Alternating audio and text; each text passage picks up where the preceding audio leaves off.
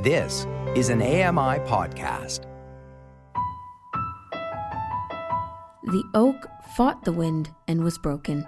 The willow bent when it must and survived. This is AMI Audiobook Review. Thanks for joining us today on this weekly podcast where we talk all things audiobooks. I'm your host, Ramia Amuddin, here with Nisreen Abdelmajid. And the quote for today, or this week, I guess, is by Robert Jordan from the book The Fires of Heaven. And this one is, Nisreen, what did you say? It was a thinker. It was a thinker for sure. Definitely. Exactly. But you know what? We're featuring quotes describing resilience through the month of May. And this one definitely, when I found it, and it was a quick find, or at least a quick choice for me, I thought, if this is a thing, I would be picking books based on quotes. I absolutely loved it. Anywhere there's poetry, anywhere there's conceptualization based on your own perception, how you hear this quote is what it means to you, right? That's really the bulk of it. And of course, the relating back to nature. For some reason, anytime there is visualization, imagery, description of nature to come back around and say, this is the analogy, makes me feel very thoughtful. It really is the word. It pushes that thoughtfulness onto you in a not so aggressive way. And I love that. So that's the quote for today. Now let's move to the CELA homepage where we like to take a glance. CELAlibrary.ca. Tons and tons and tons of books in this catalog at CELA, the Center for Equitable Library Access. But we like to check out the 3 featured titles at the very top on the homepage. Sea of Tranquility by Emily St. John Mendel is the first one. This is a general fiction title, and we talked a bit about it last week. We actually hit pause or play on that one. Today, we're talking about Her Hidden Genius by Marie Benedict. This is a historical fiction. And the third one for featured books is Sorry, Not Sorry. And that's sorry spelled S-A-R-I. This is by Sonia Singh, and it's a romance. Going to be probably talking about that one in the next episode. Let's get to some audiobook announcements, Nisreen. This one is super cool. It's kind of an anticipated announcement, or for an anticipated title, I should say, but it is one that you may want to keep an ear out for. Penguin Random House is going to be publishing a memoir by Bono. Nice. So Bono is an artist, activist, and the lead singer of U2, the Irish rock band, and that's probably where we all associate Bono with. And he's written a memoir. It's called Surrender, and it's going to be published by Penguin Random House, as I said. November 1st is the release date of this year, so it's a ways to come, a couple months for sure. But it's going to be published in hardcover, ebook, and audio, with the audiobook narrated by Bono himself. So yay for audiobook listeners. The book, as we know and as we've come to hear with a lot of these projects, everything, all these different formats are going to be released all at the same time, simultaneously, 15 territories around the world. So, Nisreen, I just want to get your take on this. Is this something that you're kind of looking forward to, or at least your ears perk up a little bit when hearing that Bono is finally putting down the pen for his own autobiography? Yeah, I think it's about time that we hear this story, and I love the title. First of all, it did perk up my ears just a little bit. But yeah, that's something I would be interested in for sure. I like the biographies. I don't mind them. I don't obsess over them. I don't wait for them to come, but I am interested in how their story began, how their career evolved, what it's all about, each song. You know what I mean? It does make up a good story, and especially when you have that much experience like Bono, it's something that people want to hear and to read. Absolutely. And the hidden stories within the stories that we already want to hear, right? Like, we want to hear about U2. We want to hear about the career and his take on that and the challenges around all of this stuff that we probably already know a little bit about or are fans of, but how about the stories underneath that, right? The experiences that we probably don't know about through all these other recollections. I'm thinking of Diana. Princess Diana had her story written sort of like through her and in collaboration with another writer. And when I flipped through, not gonna lie, I didn't read fully, but when I flipped through that conversation that she was having with us, it was very, very different from what you hear from the media, what you hear from tabloids, what you've experienced yourself when she was going through the struggles. If you were a huge fan of Princess Diana and she was so loved around the world, but to finally have something out that was through her own words, through her own reality, it does give that much depth to the stories, even if Hmm. you've already known so much about her. Well, this is something that I guess might be trending right now, but do you also have anything else that's trending in the audiobook world? Well, actually, I wanted to open up what audiobooks.com tweeted out, and they tweeted out this week's hottest new releases. And I'm here to list just a few for you, just to give you an idea, because we did switch from last week's very mysterious, very dark, heavy books to lighter books for this week. So, starting off with The Summer Place by Jennifer Weiner, Bad Actors by Mick Herron, The Last White Rose, a novel of Elizabeth of York by Alison Ware, The Lioness by Chris Bojalian.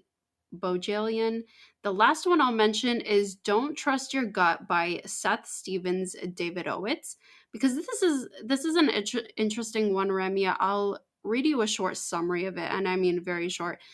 Big decisions are hard. We consult family and friends, make sense of confusing expert advice online. Maybe we read a self help book to guide us. In the end, we usually just do what feels right, pursuing high stakes self improvement, such as who we marry, how to date, where to live, what makes us happy, based solely on what our gut instinct tells us. But what if our gut is wrong? Biased, unpredictable, and misinformed. Our gut, it turns out, is not all that reliable, and data can prove this. And that's what the economist, former Google data scientist, and New York Times bestselling author Seth Stevens David Owitz reveals in this book. So, just how wrong we really are when it comes to improving our own lives. So, that did perk up my ears, Remia, when I read this. So, that's something that I want to get into these books, and I've told you this before. I want a book to really change my life, and I don't know if you've experienced that yet, Remia. Have you ever read or listened to a book that changed your perspective, changed your life? Changed your life. That's a real heavy concept to sit with, right? You really have to think about that before answering and be able to reflect, maybe. But I I would say that there are words and stories that I've read that have really impacted me. Definitely made me feel Hmm. like I've shifted perspectives, but I can't particularly think of something right now to give you as an example, but maybe we can bring this up in the next episode, because absolutely I've read things and read books and words of others that have Hmm. shifted my own perspectives.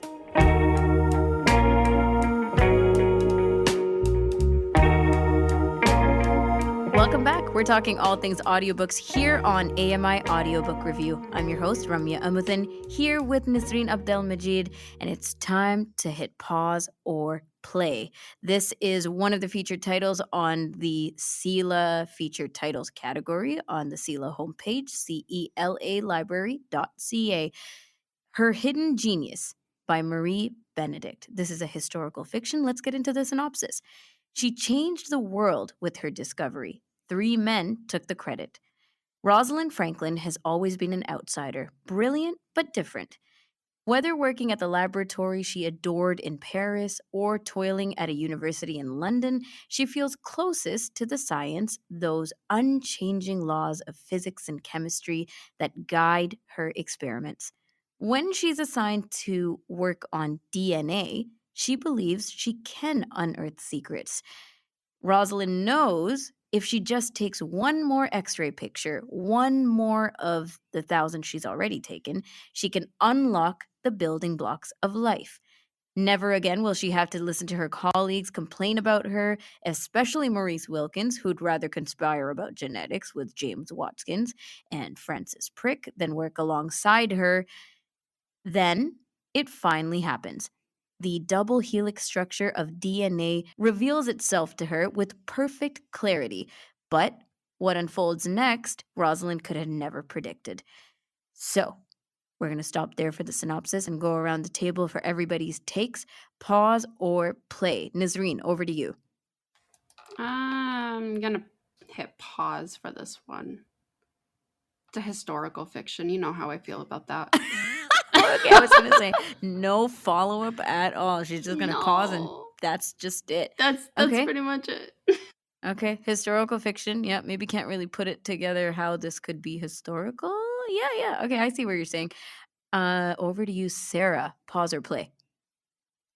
Well, provided that she is a real person, which I assume that she is, if they're going to call it a historical fiction, then maybe it's like a fictionalized account of what she did. In which case, it might be interesting to put play and see what she did. Well, if you put it that way. Well, if you put it that way. She's promoting. I changed my answer. There you go. I love when we convince each other on pause or play. Yeah, I mean, I was really genuinely going to press pause as well. I wasn't sure if I could like a book like this, but then I go back to some of the books I've read in the past year on during our book club, and Inception Point was one of these books where when I read the synopsis, I'm like, nah, but we read it and I really, really loved it. And that was also science. It was also discovery of new things, and in places that are remote, where science is really, really juicy in those areas, like when we're talking Antarctica, like we did a couple of weeks ago. So I think I might press play on this one too. So this is Her Hidden Genius.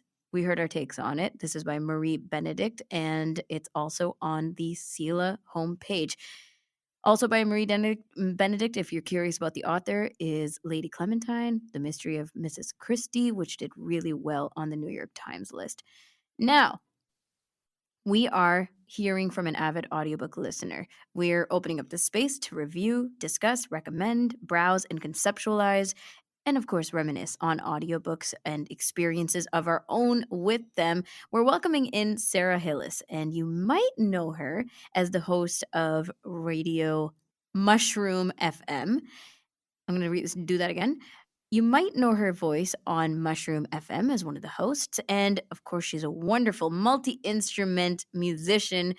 We know this through Kelly and Company and through the several Christmas parties that she's been around at playing music. Sara, thank you for coming on AMI Audiobook Review. Hey, it's good to be here. Really nice to talk audiobooks with you because I don't think you and I have connected on that level before. We have talked in general about audio entertainment and being around music, but this is cool. I want to ask because, full disclosure, you are the wife of Michael Fair, weekly contributor on Kelly and Company, and he's super into audio entertainment. That's, in fact, half of the things he reports about. So for you, where do you sit with audiobooks in comparison to other audio entertainment like podcasts and audio dramas and whatever else I'm not mentioning already? I think they're just all in the mix. I think that I like my audio, and if I can read a really well recorded and well narrated and well written audiobook, then I'm just as happy to do that as to listen to a well produced audio drama, well produced podcast, or old time radio. Like I love the old time radio and stuff like that. So yeah. Okay, great. Yeah, see, that's also in the mix. How about that point of well recorded? So when you say old time radio, I immediately think of bad audio quality, or I should say, former audio quality compared to some of the clean audio that we get now. What makes that distinction for you when you say good audio? Well, to be honest, there's some old time radio. A lot of it was on vinyl and stuff, so they have what they have, right? But some of it is really innovative for the time, the way they make their sound effects. And Mhm. I love hearing about the old fashioned way of making a thunderstorm, or people walking in snow or something like that. I really love audio design, and it all started back in the 30s and 40s with this old time audio drama that they would do. Um, so you'd have like a big sheet of metal, and you'd sort of womp it around to make a thunder sound, or like Wow. mic Yeah. microphone technique, like all that kind of stuff. Where do we put the mic? How do we make it? They're working with like mono. They're working with a couple different microphones, and they're in a little tiny studio, and they're trying to give you the impression of being out on a heath somewhere, or in a forest. And I just that's why I like it so much, because even though to us it seems like it's inferior, it's actually really quite innovative in many ways. And it's interesting that you bring this up because when we talk audiobooks, most of the time, gonna obviously put that in parentheses, we're talking about the content, right? About what's in the book and what we're into and all that kind of stuff. But so much of it, and especially if you grew up listening to other quality of audio or other forms of audio, having to listen in on CDs, on cassette tapes and that kind of thing, that has changed so much. And the clarity or, tactile quality of what we're hearing has really, really developed. And even now, sometimes you go on the public library or Sela or Nell's and hear some books that are clearly recorded, over 10 years ago or whatever it is. And you're listening to these older books on your AirPods Pro. And it somehow just, it feels so different than listening to something clean produced yesterday. Yeah, but there's something about those old books for me that is just nostalgic, because I grew up with the NLS books and some old CNIB stuff, and some of them were recorded like from vinyl onto tape, and they didn't have professional you know dry studios at the time, so you had the bounce, and it was just somebody recording a book. And still, when I hear those things, it still sounds like I was a kid again. I love hearing it because it makes me think Yes. of when I was so young, and getting into these books for the first time and stuff. So I mean, I love the new digital techniques. I mean, sometimes it's almost too well done, because sometimes you never hear the person breathe at all, I was going to which ask about that. which seems really unnatural to me. Like, See, and you're talking to an audiophile when you bring up things like this, right? Because absolutely, the the crispness of audio, I thoroughly enjoy. I love it. I can actually feel myself engaging more to something that was recorded recently or recorded well versus an older book. And I know you're talking about the nostalgic element because you grew up with that type of audio. And for me, sometimes I have to wake myself up, and it's not about the content at all. It's really just that when I hear older sounding things, I go, "Oh boy, I can already sense that it's going to be harder for me to get in the book." But as you yeah. said, with the newer, do you sometimes feel we're losing that natural element? You mentioned the breathing and not being able to hear narrators breathe. Well, yeah, because it's so, I mean, being a bit of a very amateur producer myself, I mean, I can edit anything out that I want, just like editing a Word document.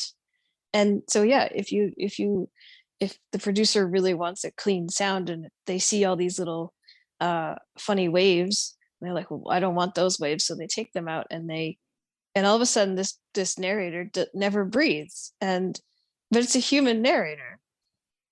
Yeah. And the other thing I personally am not a fan of is the whole speed changing thing, because somebody recorded that book, and when you change the speed, you take out a lot of the cadence of their voice. I'm getting really geeky here, but because Audible or whatever they have digital ways of changing the speed without changing the pitch, right?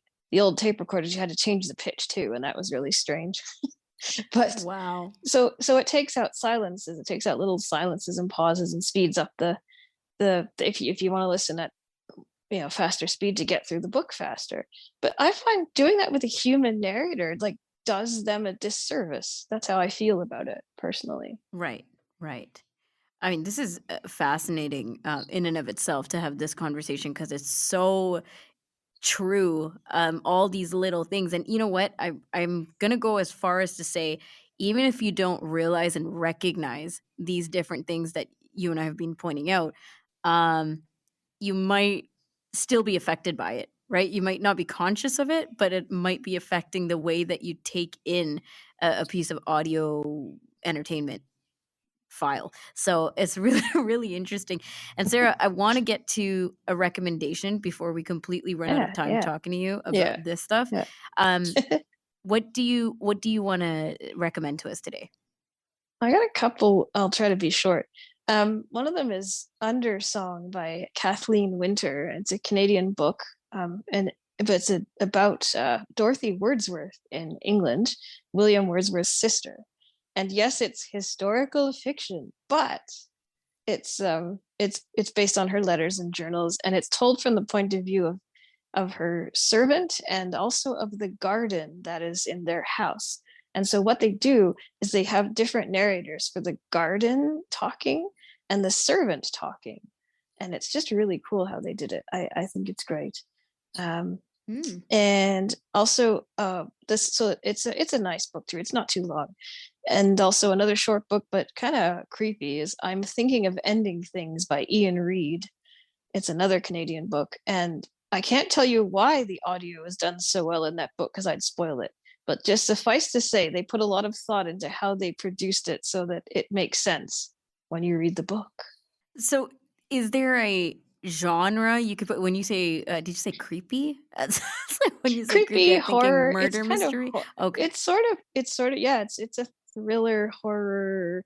It's an atmospheric book. I think it builds. This is I'm Thinking of Ending Things. It builds yeah, it builds horror, it builds suspense and what exactly is going on here kind of thing as you go through it and then you find out. Oh my. And that's all I'll say.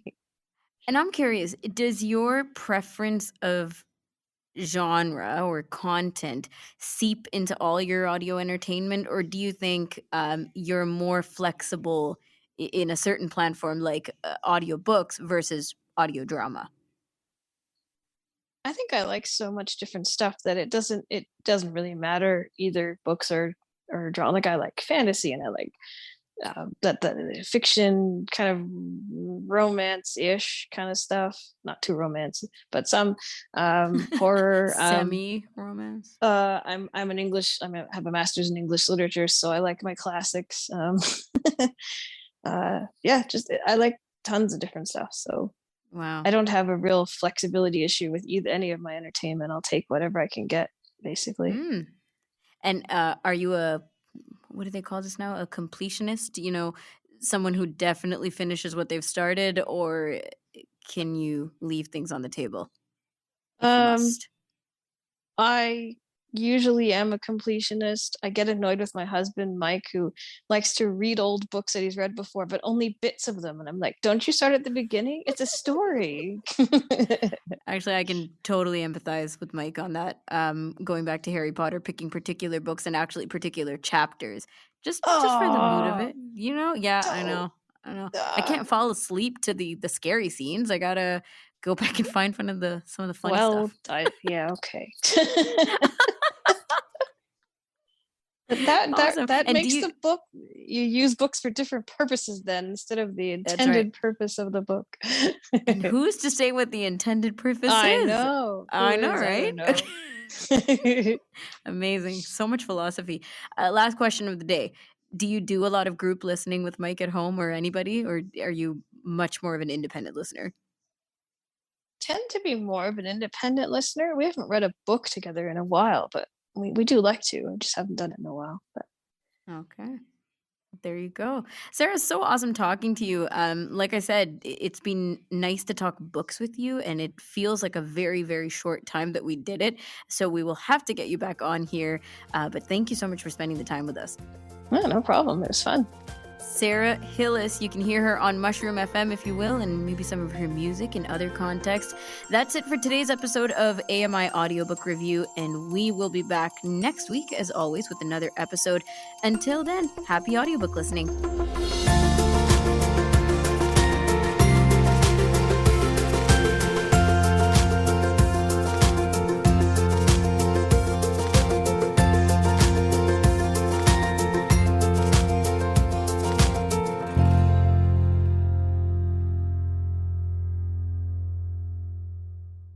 This was an AMI podcast. For more accessible media, visit ami.ca.